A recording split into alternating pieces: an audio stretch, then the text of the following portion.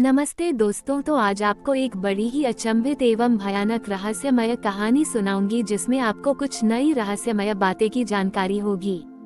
तो कृपा करके अभी चैनल को सब्सक्राइब कर ले। यह मेरा दूसरा नया चैनल है ताकि और भी रहस्यमय कहानी सबसे पहले आप तक पहुंचे। धन्यवाद। तो सुनिए।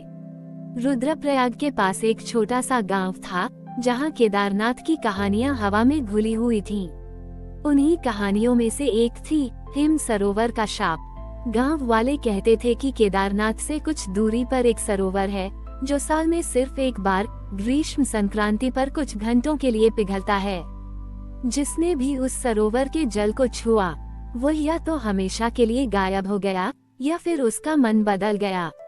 एक युवा पुरातत्वविद डॉक्टर आदित्य इन कहानियों को सिर्फ अंधविश्वास मानता था। उसे इस सरोवर में एक प्राचीन सभ्यता के अवशेषों की तलाश थी जिसके बारे में कुछ पुरानी पांडुलिपियों में धुंधले संकेत मिलते थे। ग्रीष्म संक्रांति का दिन आया। डॉक्टर आदित्य अपनी टीम के साथ उस बर्फीले सरोवर तक पहुंच गया। जैसे ही सूरज की किरणें सीधे सरोवर पर पड़ी, बर्फ पिघलनी शुरू हो गई और नीचे एक गहरा नीला पानी दिखाई दिया।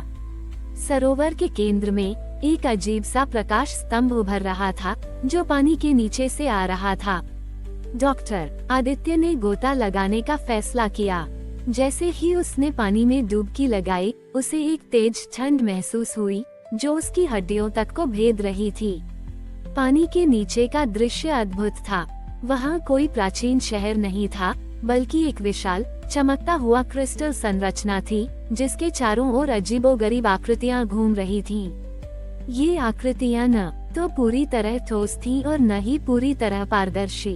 उन्हीं आकृतियों में से एक उसके पास आई और आदित्य को लगा जैसे उसके दिमाग में कोई आवाज गूंज रही हो, तुमने हमें जगाया है, अब तुम हमारे हो। इससे पहले कि वह कुछ समझ पाता, एक तेज नीली रोशनी निकली और आदित्य का शरीर सुन्न पड़ गया। जब उसकी टीम ने उसे सरोवर से बाहर निकाला तो वह अचेत था। होश में आने के बाद आदित्य बदल गया था। उसकी आंखें चमक रही थीं, लेकिन उनमें एक अजीब सी खालीपन था। वो अब पहले जैसा उत्सुक वैज्ञानिक नहीं रहा। वो अक्सर अकेले घंटों तक आकाश को देखता रहता, जैसे किसी चीज का इंतजार कर रहा हो। कुछ दिनों बाद डॉक्टर आदित्य चुपचाप लापता हो गया, किसी को बताए बिना।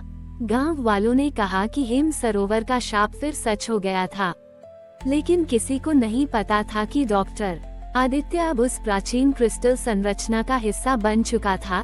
एक ऐसी सभ्यता का अंग जो धरती पर हजारों सालों से सोई हुई थी और जिसका जागरण केदारनाथ के रहस्यमय पहाड़ों में एक नई अनकही कहानी लिखने वाला था। क्या वह सभ्यता अब उठने लगी थी? और क्या डॉक्टर आदित्य अब सिर्फ उनका एक माध्यम था? डॉक्टर आदित्य के लापता होने के कई महीने बाद उसकी बहन नेहा, जो एक प्रतिभाशाली पर्वतारोही और खोजी थी, अपने भाई की तलाश में केदारनाथ पहुंची। उसे गांव वालों की कहानियों पर विश्वास नहीं था, पर वो हिम सरोवर के बारे में सुनकर वहां जाने को उत्सुक हुई। नेहा को पता था कि आदित्य ऐसा कभी नहीं करता कि बिना किसी निशान के गायब हो जाए, खासकर तब जब वो किसी बड़ी खोज पर हो। नेहा ग्रीष्म संक्रांति के अगले चक्र का इंतजार करने लगी ताकि वो हिम सरोवर तक पहुंच सके।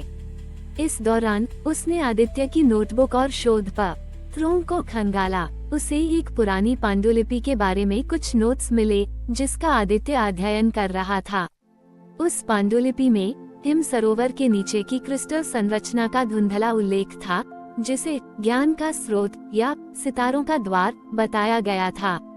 पांडुलिपि में ये भी लिखा था कि यह स्रोत तभी जागृत होता है जब ब्रह्मांडीय ऊर्जा एक विशेष संरेखण में हो और इसका जागरण धरती पर बड़े बदलाव ला सकता है। जब ग्रीष्म संक्रांति का दिन आया, नेहा अपनी टीम के साथ हिम सरोवर पहुंची। जैसे ही सरोवर पिघला, नीली चमक फिर से दिखाई दी जो पहले से कहीं अधिक तीव्र थी। नेहा ने देखा कि सरोवर के चारों ओर एक अजीब सी शांति थी और हवा में एक अज्ञात ऊर्जा तैर रही थी। उसके साथी डर गए, पर नेहा का संकल्प मजबूत था। वो अपने भाई की तलाश में किसी भी हद तक जाने को तैयार थी। नेहा ने गोता लगाने का फैसला किया। जैसे ही वह पानी में उतरी, उसे भी वही असहनीय ठंड महसूस हुई। नीली रोशनी उसे अपनी ओर खींच रही थी। वह धीरे धीरे उस विशाल क्रिस्टल संरचना के पास पहुंची। इस बार आकृतियां और अधिक स्पष्ट थीं, और वे क्रिस्टल के चारों ओर घूम रही थीं, जैसे उसकी ऊर्जा को नियंत्रित कर रही हों। नेहा ने देखा कि उन आकृतियों में से एक आदित्य जैसी लग रही थी। उसका दिल एक पल के लिए रुक गया। नेहा ने हिम्मत करके उस आकृति की ओर हाथ बढ़ाया। जैसे ही उसका हाथ आकृति के करीब पहुंचा, आदित्य की आवाज उसके दिमाग में गूंजी, पर यह उसकी परिचित आवाज नहीं थी, बल्कि एक प्रतिध्वनि थी, नेहा, दूर रहो, यह मेरा घर है, ... मेरा नया उद्देश्य। नेहा को समझ आया कि आदित्य अब वो नहीं रहा जिसे वह जानती थी।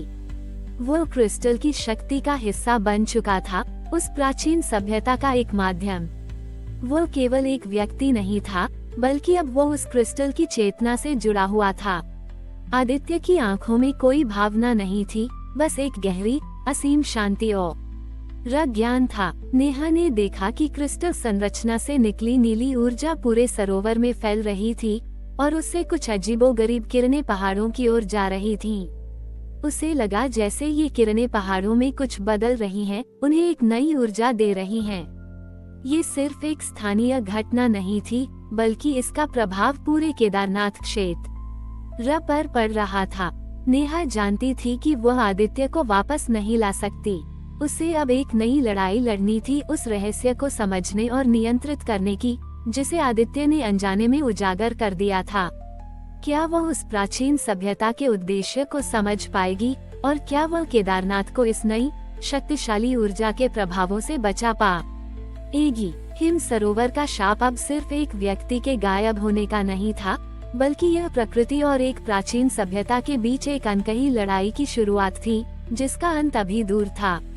नेहा ने उस दिन हिम सरोवर से वापसी की, लेकिन अब वो एक नई जिम्मेदारी के साथ लौट रही थी। उसने अपनी टीम को सरोवर के नीचे मिले रहस्य के बारे में नहीं बताया, सिर्फ इतना कहा कि वहाँ कुछ अजीबोगरीब ऊर्जा मौजूद है। वह जानती थी कि इस रहस्य को दुनिया के सामने लाना तबाही ला सकता है। अगले कुछ महीनों में नेहा ने आदित्य की पांडुलिपियों और अपने अनुभवों के आधार पर गहन शोध किया। उसे पता चला कि हिम सरोवर के नीचे की क्रिस्टल संरचना केवल एक ऊर्जा स्रोत नहीं थी, बल्कि यह एक आयामी पोर्टल थी। ये किसी दूसरी दुनिया या आयाम से ऊर्जा खींच रही थी, और आदित्य अनजाने में उस दुनिया का हिस्सा बन गया था। ये सभ्यता पृथ्वी पर संतुलन बनाए रखने का काम करती थी, लेकिन उनका तरीका मानव समझ से परे था।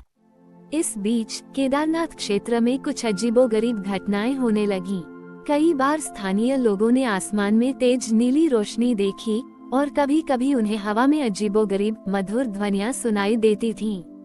पेड़ पौधे तेजी से बढ़ने लगे थे, और कुछ क्षेत्रों में बर्फ अप्रत्याशित रूप से पिघलने लगी थी, जिससे नए जल स्रोत उभर रहे थे। ये सब उस क्रिस्टल संरचना से निकली ऊर्जा के कारण हो रहा था। एक रात नेहा को अपने सपने में आदित्य दिखाई दिया। उसकी आंखें पहले की तरह खाली नहीं थीं, बल्कि उनमें एक गहरी समझ थी। उसने नेहा को इशारों में बताया कि क्रिस्टल संरचना को स्थिर करने की आवश्यकता है, अन्यथा वह ऊर्जा अनियंत्रित होकर केदारनाथ को पूरी तरह बदल देगी। उसने ये भी इशारा किया कि इस प्रक्रिया में उसे किसी ऐसे व्यक्ति की मदद लेनी होगी जो प्रकृति के करीब हो और जिसने पहाड़ों की आत्मा को समझा हो। नेहा को पता था कि यह एक विशाल चुनौती थी। उसे न केवल क्रिस्टल के रहस्य को समझना था, बल्कि उसे एक ऐसे रास्ते की तलाश भी करनी थी जिससे उस ऊर्जा को नियंत्रित किया जा सके। क्या आदित्य ने उसे कोई संकेत दिया था, और क्या वह उस रहस्यमय सभ्यता के इरादों को पूरी तरह समझ पाएगी? नेहा को पता था कि केदारनाथ का भविष्य अब उसके हाथों में था, और यह सिर्फ एक भूवैज्ञानिक घटना नहीं, बल्कि आयामी संतुलन की लड़ाई थी। उसे हिम सरोवर की पुकार का जवाब देना ही था। हमारी और भी आध्यात्मिक एवं अनोखी कहानियाँ देखने के लिए हमारे चैनल पर जाएं तथा धार्मिक एवं पौराणिक अनोखी कहानियाँ हमारे चैनल पर है, कृपया जाके देखें तथा हमारे चैनल को सब्सक्राइब करके रखें और वीडियो लाइक जरूर करें। धन्यवाद।